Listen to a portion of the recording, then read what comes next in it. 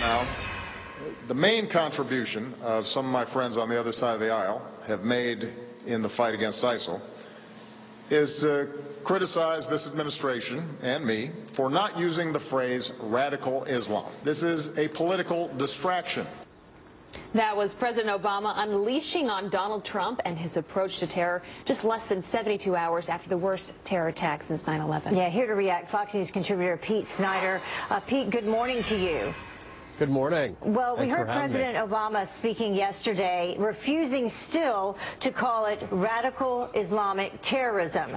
Do you think that that makes a difference, or do you agree with President Obama when he just says that it's a political talking point? I don't see how we can address a problem if we can't even name the problem. And, you know, it baffles me that the president, he has a terrific opportunity here to bring the nation together. You know, politics is about addition, not subtraction, especially in the wake of tragedy. And instead, he chooses to, you know, talk to Democrats one way and Republicans another, and finger wag and scold, and that's just not appropriate for the president after a tragedy like this. Yeah, well, it doesn't seem like everyone is on the same page. Hillary Clinton even saying she's happy to call it radical Islam. What do you make of that? Are Democrats in trouble? They're not all in agreement on how we go forth fighting terrorism.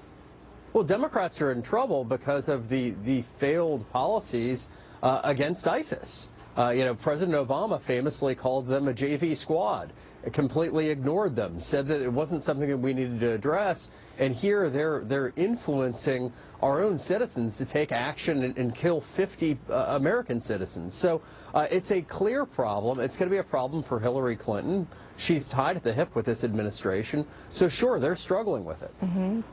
Pete, do you know, or do you think that this is helping or hurting Donald Trump? Well, I think this is a perfect opportunity for Donald Trump to talk about what he would do specifically to make our country safer, and do it in a way that brings all Americans together versus divides like the president. So far, I don't think he's been able to get that message across. It seems to be all over the map, and you know, really, this is a great opportunity to show him as a leader that can bring Americans together. Pete, have you heard any politician getting it right? Anyone that's talking about it in a way that really makes sense to you? Sure. I think Rick Scott, governor of Florida, is doing a great job. I think Ben Nelson, the senator from Florida, as well as Marco Rubio. I think all three leaders in Florida are doing it right, and that's because they are bringing people together, not going down rabbit holes of partisan attacks. Mm-hmm. Yeah. Interesting that you mentioned Florida Governor Rick Scott, because from what I understand, President Obama has called the mayor of Orlando, but has not called Rick Scott.